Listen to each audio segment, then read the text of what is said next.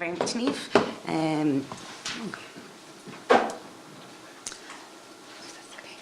So as Niamh mentioned, my name's Elaine O'Connor. I specialise in the production of outdoor public events. I've been working on public events for about 15 years.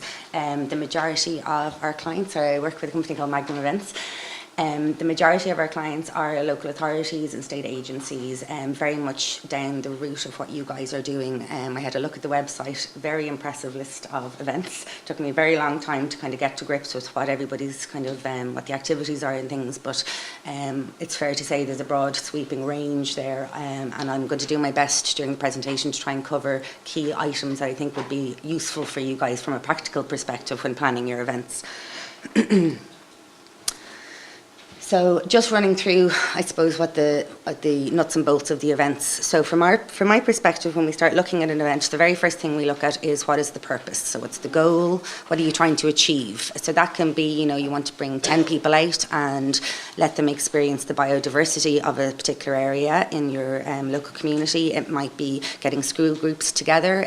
So scale doesn't particularly matter when it comes to the purpose. It's really just defining what are you trying to achieve.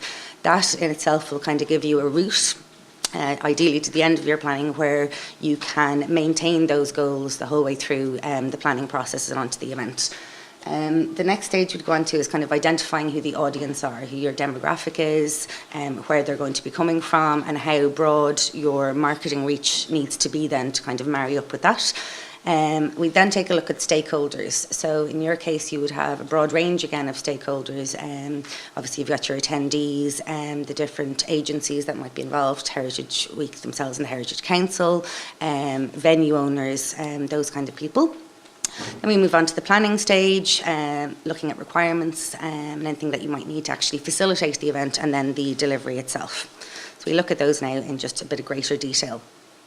So when you've gone through the process of defining what your event actually is, then we need to kind of take a step back from that and look at the organising team. Now, I noticed that many of you are running events on an annual basis and throughout the year, so you'd have experience of this. I suppose one thing to flag is over the years, as your event increases in popularity and grows, I'd really suggest taking a step back, assessing your team again each time, just to make sure. As Niamh mentioned, I note that a lot of your teams probably consist of volunteers, and we need to be really cognizant of that and time commitments and not wasting people's time. Also matching people up with the right role and making sure that they're comfortable in that role and supported. Next step we'd look at is funding. Obviously, it will be very important that people have the budget to actually achieve the event that they want to do. So that's something that we would try and do from the very start of the project. Look at the budget, look at the realistic costs, look at contingencies, things that might pop up unexpectedly, and really assess it from the perspective of what could possibly tip my event or my budget into a scenario where the event might no longer be feasible. Key things with that would be looking at lastminute.com items, as we refer to them.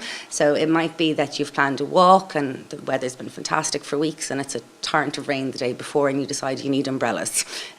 One umbrella, not too expensive, 20 umbrellas, you really start to feel it on the budget. So just to really keep an eye on it the whole way through. That applies then obviously from the finance perspective and administration. From your team's perspective, the administration was possibly a little bit of a challenge. It might be okay, but just keeping on track of who's engaging with your organisation, making sure that things like if there's payroll involved and all of that sort of thing is sorted out. The next one is just because possibly one of the more challenging aspects of it is with regard to insurance and permissions. So it's one of the biggest challenges I come across with most of our clients is actually assessing your insurance needs and making sure that things are covered. So some of the activity I noticed, for example, which might seem fairly inconsequential in your world, that was a flag for me was walks through graveyards, as an example. So in that instance, you'd be looking at permission from the owner of the property. There might be management team in there of some description, groundkeepers, the actual insurance for your activity. So this is something that sometimes goes a little askew on people. I suppose the advice I would offer is always make sure you're insured somehow. If you're not completely certain that you have proper and adequate insurance, go and seek advice on it, because these are all really, really good events. They're very good for the community, and it's very good for everybody who's involved in them, and you'd hate to see a little incident then affect and impact the event. So just make sure. For notes, the two best companies, I suppose, to contact if you wanted some advice are probably Odon Insurance and Event Insure. Those guys are paid to be there all day long. I ring them the whole time with questions myself, so do try and use their facilities. And try, one last thing on the permission, to make sure you get it in writing. That you have permission to be there, because on occasion you might get it all sorted out with the management, and then the person who's there on the ground on the day may not actually know that. So just make sure you have it kind of backed up. It's hard to get in touch with people on a Sunday morning. So the next stage then is identifying your audience. So as I mentioned earlier on, profile and demographic is really important. 50% obviously for people attending with children brings its own challenges. If your event might attract a particularly younger audience, you might be talking about challenges to do with buggy parking, logistics, toilets, baby changing facilities, that sort of stuff. If you go to the other end, say the more elderly demographic, you might be looking at challenges to do with wheelchairs, access, again, facilities, first aid and responsiveness. So just think about your day, think about the activity that you're expecting the participants to be involved in, and just make sure that you've kind of covered that side of things. So obviously the marketing and PR, which Niamh has taken care of, and then communications as well. So that's kind of key. You know, we have a lot of tools at our fingertips these days when it comes to communications, and particularly with your audience. You have the ability to communicate key messages to them in advance, such as bring appropriate clothing, footwear. Really, if you have any concerns about your event, that's the place to flag it. You know, this is going to be, say, a walking tour. We're going to be going over rough terrain. Expect it to be like that, you know. So you're trying to manage expectations that people don't arrive in the wrong footwear or something like that, that could then cause them an issue further on into the event. Then your team itself. So obviously you've got your programming side of things, so that's the core focus of your event. Programming in itself can be quite time consuming, liaising with people, making sure that all the information is collated for websites and that sort of stuff. So it's obviously key to what the actual event is. So that's a good place to spend a lot of time. Then you move on to your planning team. So these are ideally people that have experience planning your event, a similar event. If there's someone new that's taking on the planning aspect of things, I'd strongly advise that they spend a lot of time reading just, I suppose, guides on how to. It's a kind of a strenuous position to put somebody into if they're not comfortable in the role again. General administration, this can sometimes go to the side, fall to the side year 2, year 3 of an event where people are focused more on programming and the marketing and the chunky stuff, and they start to not focus so much on things like contact lists and information sheets and these kind of core things that will actually functionally get you through the event when it comes to it. Health and safety. And very key back on the kind of insurance side of things. So it's very important to obviously assess your event from all aspects when it comes to health and safety to make sure that you are prepared. It's not that, I suppose, much activity is going to discount your event from taking place. It's more just responding to any risks and hazards that you think might pop up. Budget, again, that's a theme that'll run through this every time. Keeping your budget in line, making sure that if you're bringing in additional team members that you have the budget to be able to facilitate that, and then the resources as well. So it's not such a great idea, I suppose, to bring 10 people in to do administration, for example, on a volunteering basis, and they arrive in your offices and you've no computers and materials for them to work with. So just make sure, I suppose, you have whatever you need to accomplish the job. Communication and meetings, absolutely critical. You know, the more information you give the team, the more enabled they are to do their job. You know, people say, for example, I do production primarily, which is putting in infrastructure. It is useful to have me at a marketing meeting because I can spot things that might impact my department or the event, or just generally give some feedback on it. So I'd strongly encourage that, because again, brings people together, it really makes them, I suppose, feel ownership over the event as well. The volunteers and the volunteering in general, I suppose an important thing to note is, from an insurance perspective, that volunteer, if it's you or anybody else, is considered a member of staff. So you need to be cognizant of that, you know, breaks from the perspective of if they're working, if you want them to do some manual labour, you need to make sure that they've been trained, or you've taken certain steps to make sure that you've done everything reasonably practicable to make sure that those people, again, are enabled to do their job. Excuse me. So stakeholders then, so there's a variety of different stakeholders by the looks of things, but I tried to cover it as much as possible here. So as I mentioned before, your venue owners and managers. Now, it's a little tricky by the looks of things, particularly with the walks. I imagine people might be traversing a number of different properties and things. So I suppose the best stop there would be with your local authority. It's always a good idea to contact the local authority anyway with regard to your event, just to flag that it's happening. They have an awful lot of resources in local authorities to assist you. So from the perspective of health and safety, you can have a chat with your local fire officer, say, with regard to any concerns that you might have, or the guards in relation to, say, traffic management or any of those things. Those agencies really, really want to help. They want to know the information. They want to know the event is taking place so that they can support you guys and that they're not taken by surprise on the day of the event. Local businesses and residents.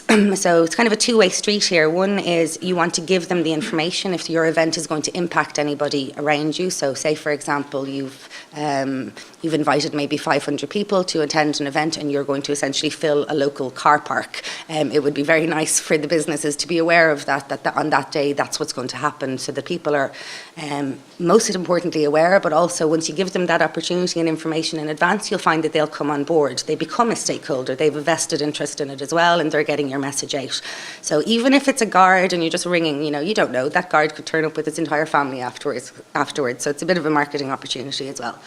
Communications and managing expectations are really key when it comes to stakeholders. So you want to make sure that, like your volunteer or your member of staff, that everyone feels engaged, that you're giving them accurate information, and more importantly, that they're not hounding you for it. It's very frustrating if other, say, a venue owner or a business manager is trying to make a plan based around what you're trying to do, and you can't follow through with your schedule so they can hit it. So just be cognizant, I suppose, of other people's buy-in to what you're trying to do, and make it as easy as possible for them to help you and to participate.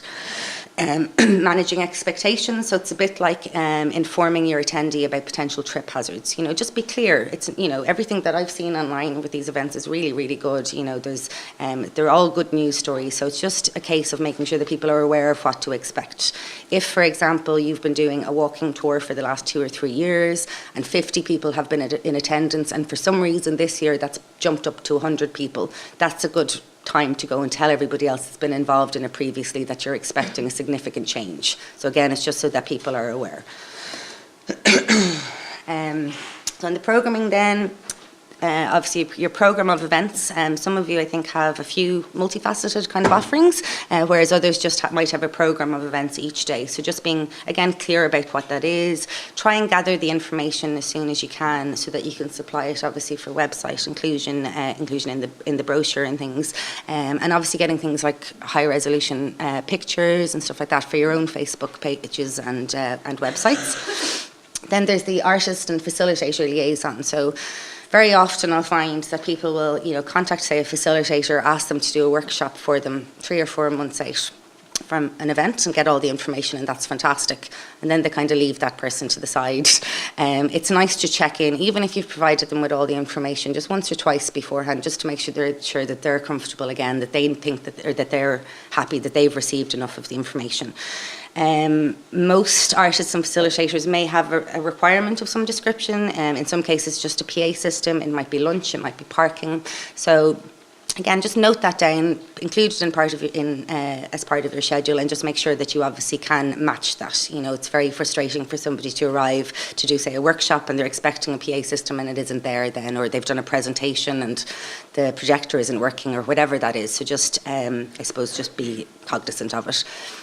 Just general equipment then, as I mentioned, buggy parking, there might be additional toilets required, so whatever that is, just to try and identify it again.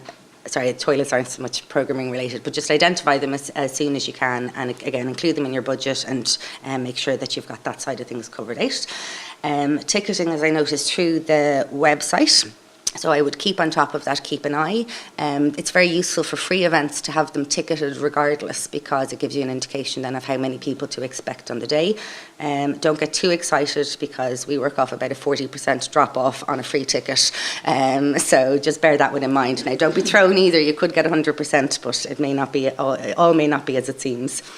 Audience management I just put in at the end there, because just again looking at your activity, I'm envisioning some people might have a few cues outside doors, it might be on the walks and things, keeping groups together as a whole, making sure that people are sticking together, and then dealing with an emergency.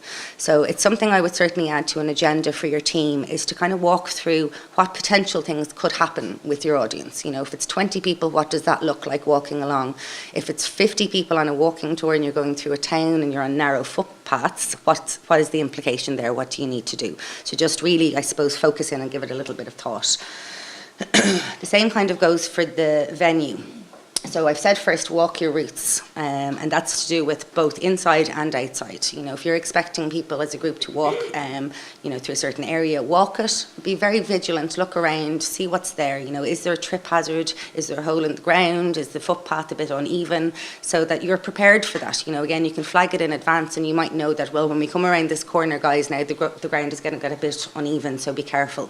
And that's all, I suppose, back to managing expectations and being cognizant of the risks. Now, risk assess. So, risk assessment is something that people find quite challenging. I've included an example at the end of the presentation for you to reference, but it is possibly one of the most core things that you can do. You literally taking a step back and looking at this room, identifying where fire exits are, that we have 2 fire exits, that there aren't trip hazards on the ground. All of those things are preventative measures, essentially. If you spot that there's a problem, you can deal with it 2 months in advance, make sure the trip hazard isn't there, or do something about it. I was trying to think of risks that have really prohibited an event from happening, and I actually couldn't think of any last night. Most of the things that you'll come up against are manageable, they just need to be identified, and keeping that or tracking that in a document is key, because again, you can keep an eye on it through the process, add to it. If you've controlled something, you can reduce that as well, so very important. Review your venue. So in advance, you obviously might go down and have a look at your venue a few months out, but it's no harm to go back in a couple of months later. I've had situations where an entire road has been dug up in the course of 2 weeks and I didn't know it was coming. So while there's liaising with your venue manager anyway, I would still encourage going back in, just in case, a table might have moved, it might be something that could impact your event. Reviewing the facilities that are available, so inside a venue itself, toilets, water, if you're going to have food, what are the actual facilities available to your attendees? Sometimes just because there are facilities there, it doesn't mean they're going to be accessible necessarily on the day, so just to check that. The same would apply for outdoors. I won't ask the question how long the walks are, but I would imagine there may need to be a pit stop of some description. So where you're going to do that and making sure that there is permission for a large group to arrive and use facilities is a really good place to start. Fire safety. I've included this image. I've no idea which event it's for, and there's nothing particularly wrong with it, but it just reminded me. Some of you seem to be going into what I would refer to as an unusual space. So a space that isn't traditionally used as a venue for events. And because of that, it most likely hasn't been assessed from a fire safety perspective.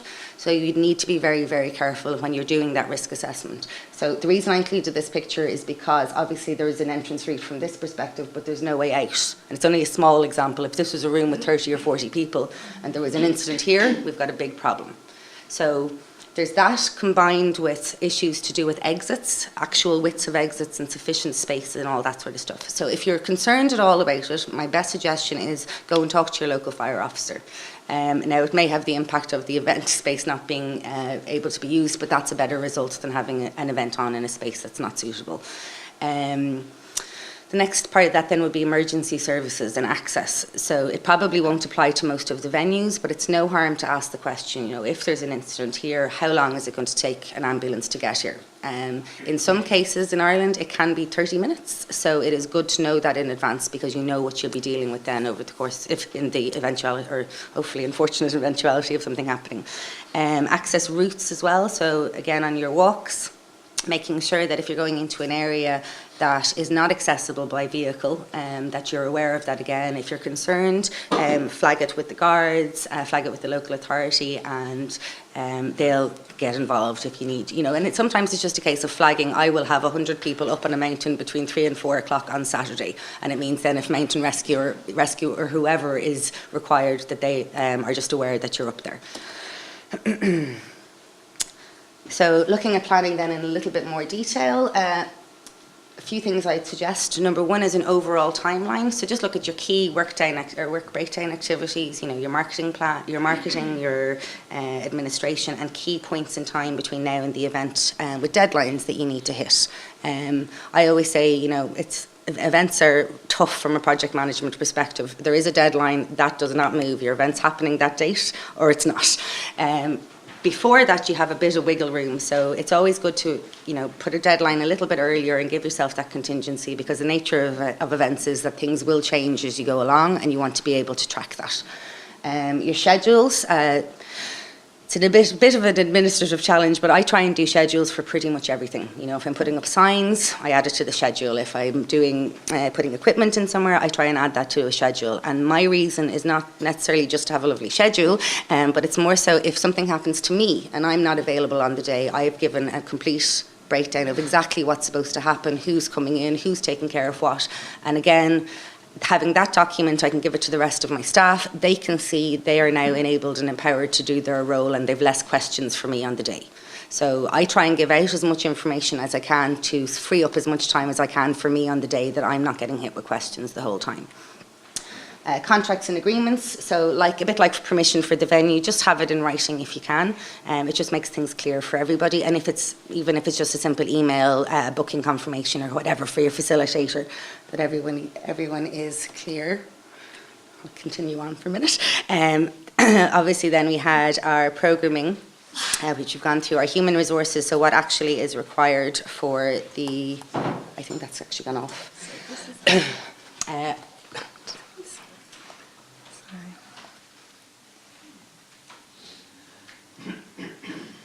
I'm afraid we were warned this might happen, so our expectations are managed.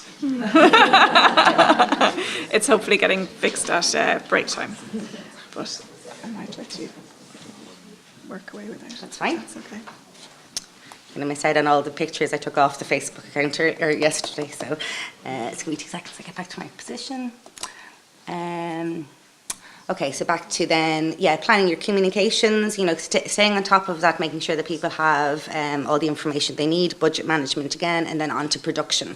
When I refer to production, I mean the nuts and bolts of getting the job done on the day. So think about the jobs that you're expecting will need to be done. So for example, you might want to put in some fencing as a corral for a queue or something in the morning of the event. Who's actually doing that?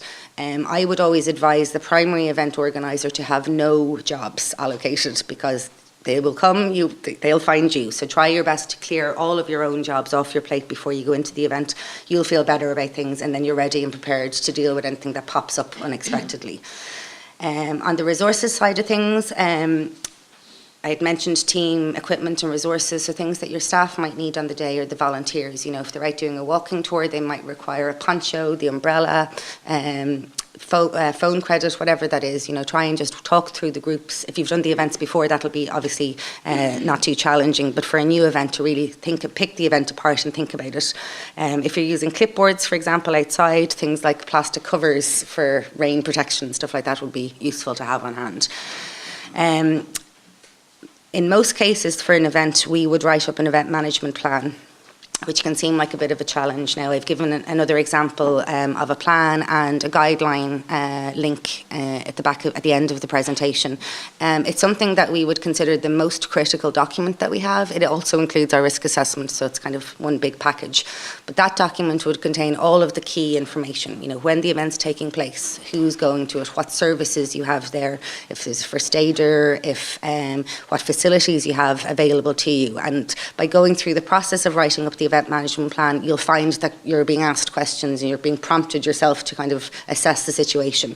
So I would strongly advise doing one. Even if it's only 4 or 5 pages, it becomes a piece of collateral. So when you're having the conversation with the guard or the local authority, you can say, you know what, I'll just send you on a copy of my plan and the schedule, and that gives everyone a good idea of what is going on or what you've planned. With the next thing then was staff briefing documents. So again, giving your staff as much information as possible. So contact sheets, schedules, your facilitator information, any contact or any pertinent information that they might need. And then the final thing on that is looking at contingency. So from the resources perspective, there's a good likelihood some of your volunteers won't turn up on the day, for example. So identifying what is a critical point, you might say you want 10 people there to guide your tour, for example. If that becomes 5 on the day, is your tour still possible? Is it safe to do it with that? And if not, where do you get those other people from at the last minute?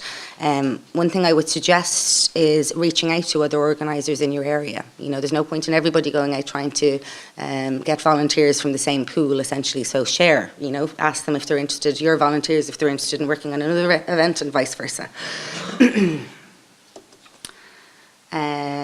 Health and safety. So I've said in big red or pink text to know your limits. Very key. If you're not sure, please ask. The last place you want to be is feeling bad about something or concerned about it. I always say to my staff, I go to sleep every night and I sleep very well because I make sure I've assessed it, I'm confident in our plan and everything else. So I just wanted to flag a few key things, one being water safety. So I noticed a few of the pictures, people are very close to the water. Not necessarily a problem in the right context, so just making sure that people are aware and that you have a lifeguard of some description or a plan there. Walks and graveyards, I just mentioned earlier about the trip hazards, our fire safety we've gone through in the unusual venues, first aid, important as well. How many people have you actually got at your event and the demographic. So, for example, 50 people who are quite elderly would pose more of a risk than 200 people who are just general public. So just make sure that you've asked the question and that you're happy with your plan. So in some cases, you may require a professional, depending on what you're doing. So it's no harm to really query roles such as safety officer, your event controller, or your event manager position. And what I say to you is, you want to have somebody in those positions who are comfortable, that they're confident in their own ability. Because if something goes wrong, and I don't want to be the doomsday person, but if something does go wrong, you want that person to feel like they haven't been put in the wrong situation for, that I've put my hand up to be a safety officer because it needs to be filled. That's not a good result. If you don't have the right person, go back to your local authority, ask around, professionals in the industry like myself would tend to be more than happy to give the information to you or give you the direction. Nobody wants to see an accident. So really just be very careful of taking on too much responsibility yourself or giving too much responsibility to somebody who's not really up for it. There's a few other hazards that I noticed. You might have animals, plants, potentially bad weather, and then at the end I've put in children. Not as a hazard, but in most cases you will possibly have, in some cases you might have what we would call a case of usually a missing parent rather than a missing child, but just have a policy for how you're dealing with that. Again, just making sure that everybody's comfortable in that situation. Excuse me, sorry, 2 seconds. I'll skip past this sheet because you can't see it anyway. I've broken down on the event management plan just the key sections of it, but as I said at the end of the presentation there's a link to, I think it's a Dublin City Council planning guide for an event management plan that'll take you through the actual steps required. Final checks then before the event. So we like to distribute all of our plans and our briefing documents, make sure that's out there. I like to do a final call with the insurance company or whoever is managing that. I try to give them a copy of my plan as well. So, that's all reducing liability. They'll risk assess it as well on top of things for you. So they'll come back if they're concerned.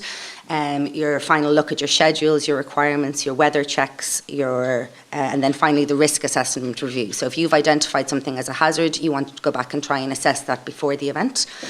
2 final slides. So the last one, or second last one, is delivery. So key things I've put down just for the actual delivery on the day. Communications, again, making sure that people have contact and easy access to you or your team for questions and queries. Teamwork, big thing. You want your team to feel like they're working as a team and they're supported, so really try and get that across. Logging, so if there's an incident or an issue, to make sure you're making a note of the key information there. What happened, who it happened to. Again, there's examples in the end of the presentation for that sort of stuff. Another thing that I do is I log for next year. So as I'm going along, I go, ooh, that table was in the wrong place there. I'll make a note, and then next year we won't put that there. That's the best time to capture that information, not 2 weeks after the fact when you're trying to remember what happened.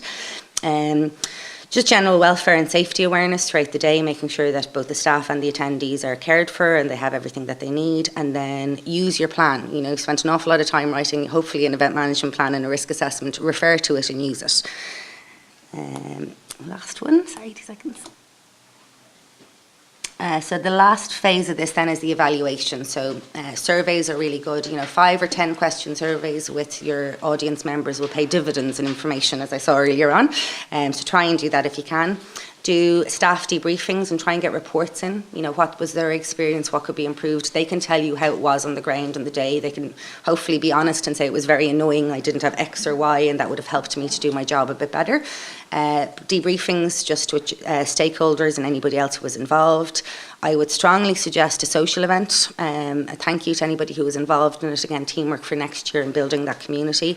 And then taking the time at the end to archive your poster, your collateral, because year 1 and year 2, that doesn't seem that important, but by year 10, hopefully, that becomes key. You know, you really want to be able to refer back to what you've done previously. So it's worth the while taking the couple of hours just to neatly pack away those posters and the brochures for the next time. And other than that, then I have 1 page of resources at the end, which I have links to Eventbrite. As I mentioned, the guidance for event organisers, risk assessment and event management. I've also included my contact details as well. So if anyone has any questions, please, I would much rather a phone call. I'm involved in the Event Industry Association of Ireland and training initiatives for the industry. So I'm more than happy to answer any questions. I would rather you ask, I can point you in the right direction and we'll get you sorted out than have people out there worried. You know, the main aim here is for you guys to have a good event, for your participants to enjoy it, and then for everyone to be ready to move forward next year. Okay, thank you very much.